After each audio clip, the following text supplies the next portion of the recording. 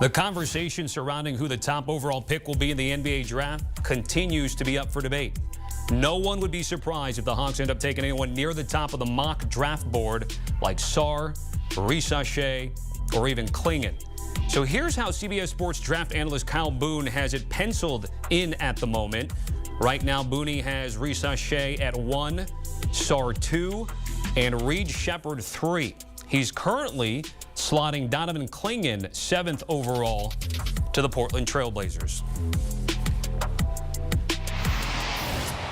Let's welcome in Matt Norlander to have a conversation about his big board. And just to remind folks and establish this segment, big board versus mock draft. Mock draft guys like Boone are slotting matches with teams and prospects. For this segment, Matt Norlander is talking about his 30 players in order, which will have the best careers from the 2024 draft class. We'll talk about a handful of them right now. Let's start with Dalton Knecht, Matt, number 1 over Alex Sarr. Yes, so I do this every year. I try and project out who will have the best careers in a given draft class. I find this draft class to be the weakest and most underwhelming in the past 15 years since I've been doing this and tracking it. Doesn't mean we won't get eventually really good players in this class, but at the top, I feel there are 6 guys in the conversation that should be in the mix to go number 1. Dalton Knecht is not in that mix, but for me, I think Dalton Knecht, because of his size, his athleticism, his undeniable shooting range, and what we just saw him do at Tennessee. He was the 2nd best player in college basketball this past season.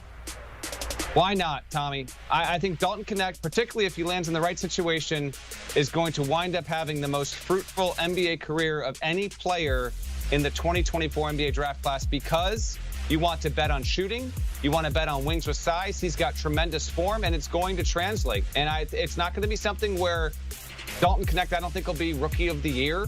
But over the course of multiple contracts and into the 2030s, I like how he projects. Now, he is not projected to be a top 3 pick in particular because he's older. He didn't even start in Division I. He's a late bloomer for sure, but we've seen what he can do, and I think he's got good size on the defensive end. And so, whereas I think you can pick apart pretty much any prospect to go number 1, I think Knecht's defensive prowess can get even better. He won't be an elite defender, but good enough, good length, great shooter, and I mean great shooter. And because of that, I'm going to bet on the shooting. And to me, he's more reliable, and he's got more size than a Reed Sheppard, who is just as good of a shooter, but obviously not as big as a Dalton Knecht. So, somewhat controversially, I will go out on a limb. I will go out on that ledge, Tommy, and I will say Dalton Knecht will prove to be the best prospect when we look up 10+ years from now in this 2024 class. Yeah, Vols fans will vouch for you, and that list of Ellis and Houston was quite impressive there for our guy Dalton Knecht. All right, you mentioned the fluidity with really anything from 1 through 6. Let's talk about Zaccharie Risacher. Comes in at number 4 for you. Why are you not sold on him maybe in that top overall pick conversation? Because I think he's still young. The reason why he's in contention for the number 1 pick, and he's actually been the buzzed about player that could go number 1. I'm actually intrigued to see if Atlanta stays firm with that number 1 pick, or if anyone can somehow get up and want to trade for the number 1. Risacher, I don't think he does anything that is great at this point. Maybe he will, but he is a good prospect with a lot of promise.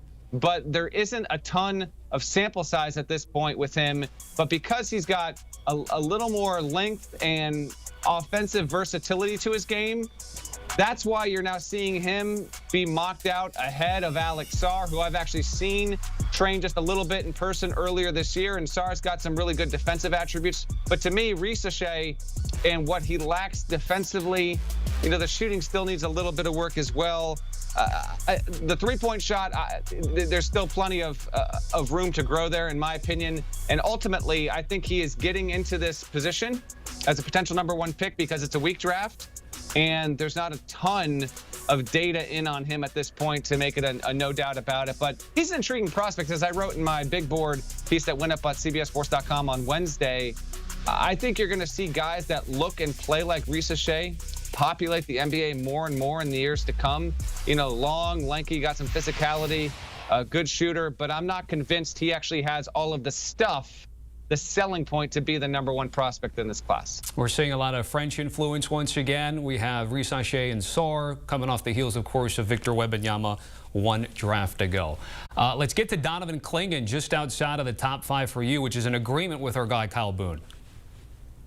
Yeah, Klingan. All right. So to be clear, and I mentioned this in the capsule. To me, for my big board, I've got Knecht at 1, and then I've got Sarr at 2, Reed Shepherd at 3, Risacher at 4. I've got Devin Carter at Providence. Don't sleep on him. I mean, I think he's being undervalued at 5. And then I've got Klingan at 6. But I put those 6 players, those 6 prospects, I put them in one basket together. And I don't think there's a ton of difference between me having Knecht at 1 and Klingan at 6. But the reason why I don't have him just a little bit higher is I've got suspicions about whether he'll ever really truly be asked or tasked with stepping out to shoot the three-point shot. How impactful will his skill set be offensively in the NBA moving forward? That said, there's a ton to love. I having seen Klingan play so many times in person, watching UConn, not just in the NCAA tournament, the Big East tournament, but regular season games. I remember going to a UConn preseason practice before his freshman season. He looked like the best player on the team that given day that I saw him there. He is comfortable, Tommy, in playing as big as he is. Sometimes bigs, they're not just necessarily like that. But although he's not the most, crafted big man prospect we have in this draft, and he's still got room to grow, he is comfortable in his skin as a 7'2" guy who I think defensively is a big-time force and can be an anchor there. And also, as I note in my big board capsule on him, the reason why I think Klingan needs to be in the conversation to go number 1, in fact, I know, having talked to sources, that Atlanta has seriously looked at Klingan with the number 1 spot, is he is a really good eye for passing. And obviously, as you can see here, like the lob threat is the number 1 thing with him, but good on the roll, good passer, and has really good skills in the paint. But can you depend on him as a defender in your screen and roll defense, your ball screen defense? Can he be a guy that can shoot and give you any kind of offense outside of 15 feet?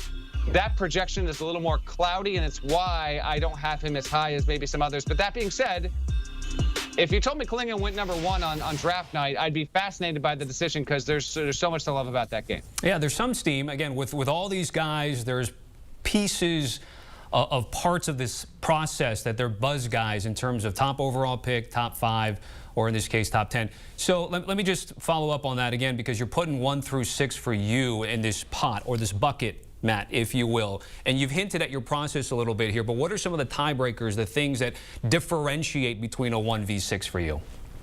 I would say how they would fit in an NBA scheme, how the skills will translate not just immediately, but down the road.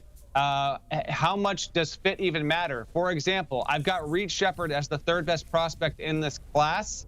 And a big reason why is he's an insanely good shooter, and his feel for the game is unbelievable. To me, it doesn't really matter who drafts Reed Shepherd, because so much of what he does translates. And if Reed Shepherd was 3 inches taller, he would be the universally regarded number 1 pick in this draft. And the only reason why he's not is because he is just a shade under 6'3" without shoes on. And there are a little bit of concerns about defensive durability over the course of a game, over the course of an 82-game season. But other than that, his IQ is as good as anyone in this draft. His shooting is incredible. So, Tommy, to your question on what are the tiebreakers, what are the differentiators, I see Shepherd and his offensive translation, and Dalton Knecht and his shooting. I mean, I think that Dalton Knecht's going to step into the league and over the course of his career prove to be in that 40% range from three-point range, and that's going to be immensely valuable. Alex Sarr, hard for me to see him not being a guy who can be a defensive anchor and a real rim presence, like a true defensive presence. And because he's got just a little bit more athleticism and versatility to his game, that's why I put him ahead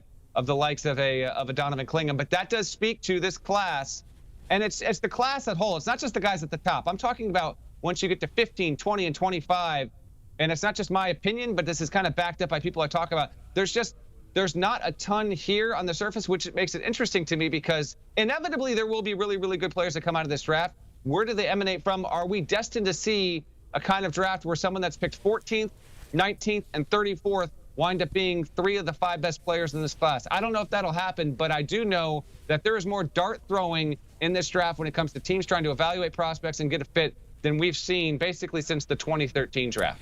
So that's really interesting what you're talking about in a conversation about this draft and the depth, or maybe lack thereof, at least in terms of the top-heavy elite-style prospect here. Because then you have a conversation about 2-time National Player of the Year, Zach Edey, where he's got such high variance in terms of how talent evaluators and prognosticators have him. Matt, why are you more bullish on Zach Edey than maybe even some of our colleagues?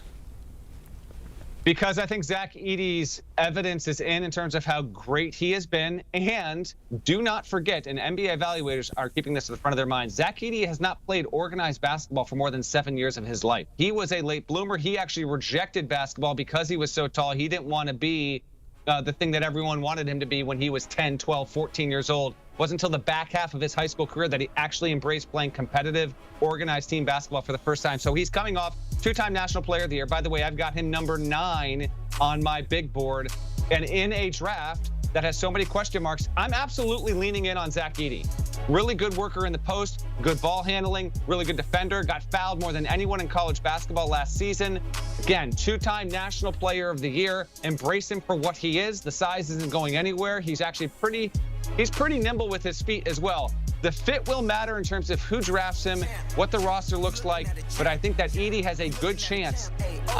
I think Edey has a good chance at actually working himself into being a starter in the NBA. I know Kyle Boone or Adam Finkelstein have actually said they don't project that to be the case, but he is super smart, consummate teammate, humble as it gets, and I think that it does. You hear all this about the modern NBA positionless basketball. Edey is a center. I get all that. He's not going to be ass. He won't be someone that can step out and shoot.